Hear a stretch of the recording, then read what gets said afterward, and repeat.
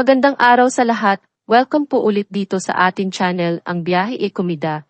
Maraming salamat sa lahat ng nag-subscribe, indeed. Punta tayo sa ating topic. Arjo, Julia, Sid, Enchong aminadong inaatake ng Tupac moments. Tupac director Richard Somes, #1 fan daw ng Pinoy action films. Nako, mga kamathon.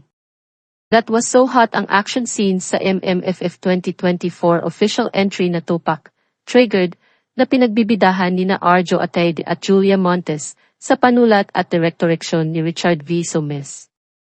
Tupac is born out of pandemic, pagsisiwalat ni Derek Richard sa Mediacon ng Tupac noong December 4, 2024, Miyerkules ng gabi, sa isang warehouse sa MH Del Pilar Street, District 1, Quezon City. Noong lahat tayo, contained and we all are bombarded by the news sa TV, pandemic, death, giyera, famine, away ng lahat, doon na-create yun. And at the same time, looking back sa script na sinulat ko, I realized na it's Emo Tupac after all. Sarili kong multo ang sinusulat ko sa lahat ng mga takot. And then, I just realized na kailangan ko itong ilagay sa pelikula. Itinuring din ni Director Richard ang sarili said, #1 fan ng Pinoy action films. Saad niya, purista ko sa Pinoy action film. Tungkol sa isipta tao na inapi, lumaban at nanalo sa dulo. Yun lang ang kwento ko. At nung sinulat ko yung script, tapos dumating sina Arjo at Julia sa picture, everything is a history. Both of them, naging revelasyon sa akin. Nagkaroon ng buhay ang mga karakter na sinulat ko. Hanggang sa umabot sa punto na naniniwala na ako na hindi na si Julia Montes ang nag-a-acting sa harapan at from hindi na si Arjo ang nag-a-acting sa lahat. Lahat ho ng artista, na-involved na rin sila and nabuksan na rin ang pananaw nila at saka pati yung tanong nila kung ano ang nagtitrigger sa isang tao, bakit nagkakaroon ng tupak. So proseso po ito.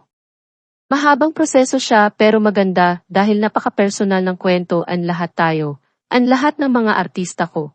I'm sure may mga kanya-kanyang tupak yan. Depende na lang kung paano ilabas.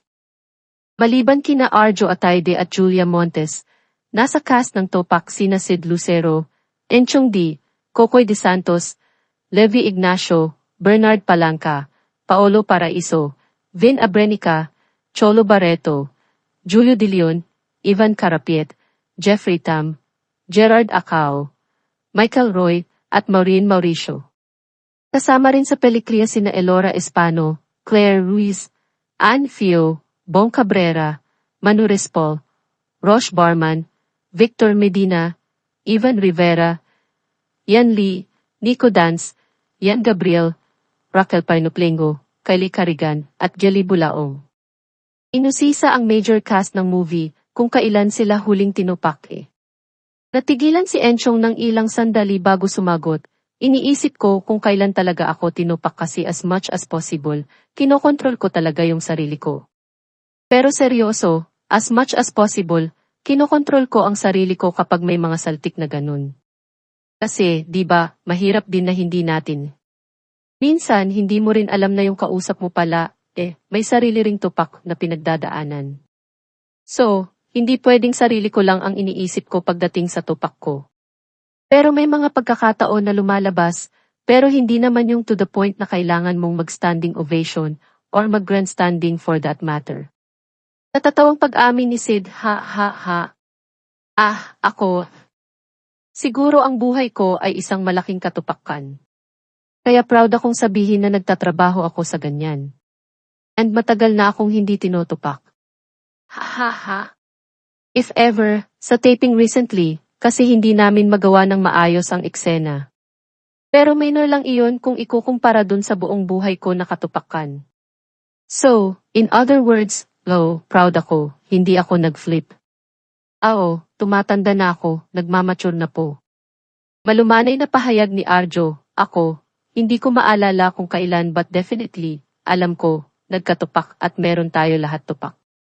So definitely I'll just add on sa statement ni Enchong while ago na, definitely, I think kapag nagkakatupak ako, I try to breathe in, exhale talaga. As in deeply, walk out or walk away, or try to avoid hearing or talking about it. Kasi minsan, baka hindi natin alam, may masabi tayo sa tao or doon sa mga tao na may kinalaman doon sa sitwasyon. And hindi na natin mababawi yung sinasabi natin. So instead, you walk away, try to take a deep breath, always try to be the better person. Pagsisiwalat naman ni Julia, yung totoo po.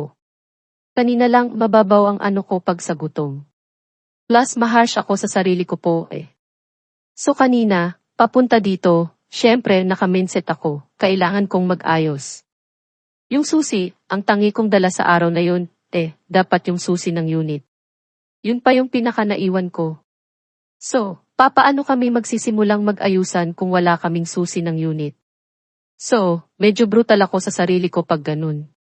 Mas tinotopak ako palagi sa sarili ko more than sa ibang tao. Kasi nga, mabilis akong ma-affect. Sensitive akong tao. So yun, ang topak ko lang, sisimangot ako. Minsan naiiyak ako sa sobrang frustration. Pero ganun lang naman. At kapag kumain na ako ng masarap na pagkain, automatic, nakangiti na ako. Ganun lang kababaw. Ang action-packed thriller na Tupac ay produce ng Nathan Studios, Fizzy, at Straw Dogs. Dalawa ang ratings nito sa MTRCB, R16, para sa SM Cinemas, at R18. Pahayag ni Sylvia Sanchez na producer ng Nathan Studios, ngayon, gusto kong sabihin na mas na-appreciate ko ang mga prod people. Kasi, nasa production na ako. So, sumaludo ako bigla sa mga staff, sa mga production, dahil ang hirap pala talaga ng ginagawa nila. Halos walang kain, takbo dito, takbo doon, halos walang tulog. Unlike yung pag nag-artista ako, pagdating ko sa set, aarte ako, uwi ako pag natapos. Bayad ako. Please, ibang klase yung trabaho. So yan, nararanasan ko yung magutom. Ha ha ha. Sa totoo lang. Gusto mong kumain pero nahihirapan ka, kasi kailangan mong tapusin. Yun lang talaga.